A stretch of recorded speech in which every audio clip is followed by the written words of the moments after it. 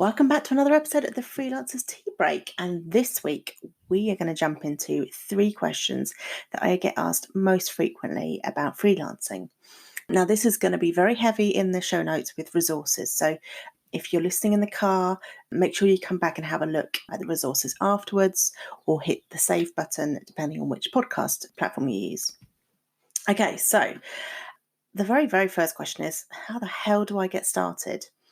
It can seem really, really overwhelming and really scary to deal with all the things like contracts and how to register and what to say for tax and all sorts of things around that. So the first thing I would say is calm down, jump on Facebook and come join us in the Facebook group, the Freelance Lifestylers, because there's lots and lots of new freelancers in there. Everybody's asking questions. There's never a silly question and everyone's really friendly and supportive. I quite often get people coming back and saying, it's one of the few Facebook groups that they really enjoy being in and they get a lot out of. So that would be my first thing. Come in, get some support. The second thing is I've got something called the Ultimate Guide to Getting Started as a Freelancer on my blog, which is a blog post basically summarising loads of different things. But it talks about the 4 areas you want to focus on when you're first getting started. Actually, there's 5. So the first one is planning. So the first thing you need to do is sit down and work out exactly what you want to do, who you want to be working with, and this might change over time, but initially what kind of people you want to be working with or what kind of companies, what kind of industries. Really sit down and plan out and brain dump everything you want to do. When you start getting clients, you need to be looking at, well, to be honest, you want to be looking at registering with HMRC straight away and putting away 30% of your income for tax, national insurance, and just as a little bit of a buffer. I've got lots of resources on the website for how to get started with that, but HMRC is actually quite step-by-step straightforward, and they've got a really good helpline as well, as long as you're not calling them at the end of January when tax returns are coming in. And then I say in this guide, but talk a little bit more about marketing. So which social networks are you going to be using? How are you going to be using them? Step 4 is networking. So get out there. And if there's anything I can suggest you try first, it's networking, because it's a brilliant way to test drive your ideas, chat to people, see if there's a need, see what people come up with in terms of what problems they might have. It's a really good way of building your network. And face-to-face is sometimes so much easier than trying to build up a presence on Instagram or Facebook or anything like that. And finally, get your terms and conditions and your contracts nailed. And so often this is something I find a lot of freelancers struggle with, in not having those in place. And I'll talk a little bit more about that in a little bit. But I will pop the link to that, because the blog post I've got on that basically breaks it all down, loads of resources, loads to think about. So that will hopefully help you get started. But then I also have something called the 30 Days to Go Freelance course, which takes you through each of the 30 things that you need to do before you get started, which includes the planning, the registering, the getting your finances in order, but also how to pitch, how to network, all those kind of things. And that's all in that 30-day course. So if you're interested in doing that, I'll pop the links. So that's kind of the first question. How do I get started? And I would say just take it day by day and have a look at those guides that I'm going to pop in the links, and there'll be lots in there. So the second big question I get is, how do I find clients?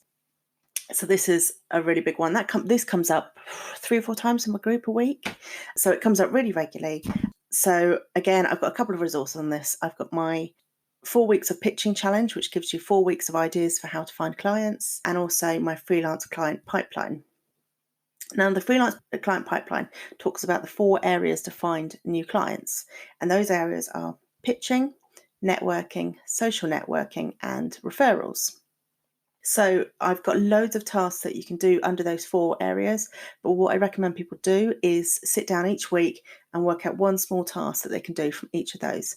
And for example, for social networking, that could be sending a tweet or sharing something on LinkedIn.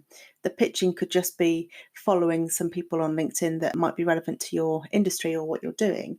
They don't have to be massive hour-long tasks. They can just be something you can do on your phone while you're waiting for the school run, or waiting at the post office, or just while you're waiting for the kettle to boil while you're having a cup of tea in the morning. So they don't have to be massive tasks. And I'm a big believer that doing little and often is a much better thing to do. And that's actually another thing that you can do in the Facebook group. We have something called Pitch Slap Wednesday, where every Wednesday I encourage everybody to do something to work on their business that day. And there's been some brilliant ideas coming up. So I'll just share 3 that came up in the last few weeks.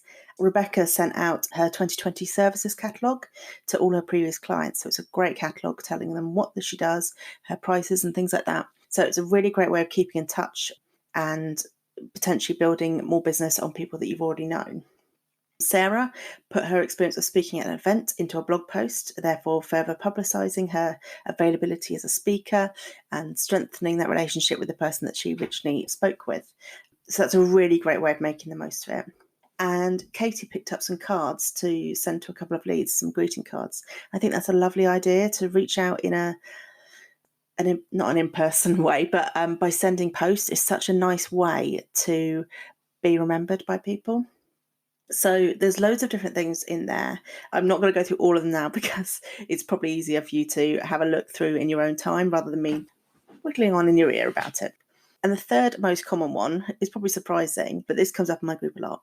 Do you have a terms and conditions template?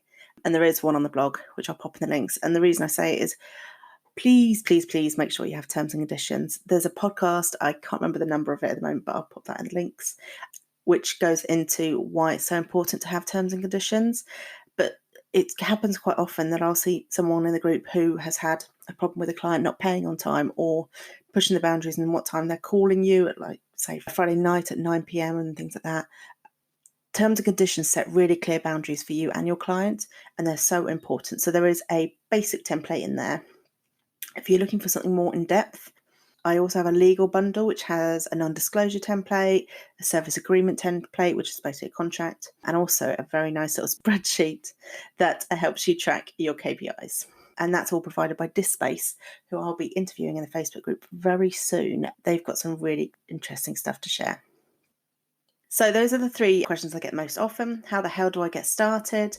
How do I find clients? And do you have a terms and conditions template? All those resources will be in the show notes, so do have a look at those.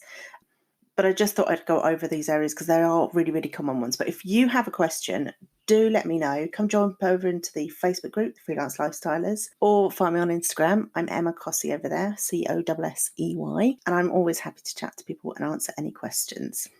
Hopefully that was useful, but do let me know.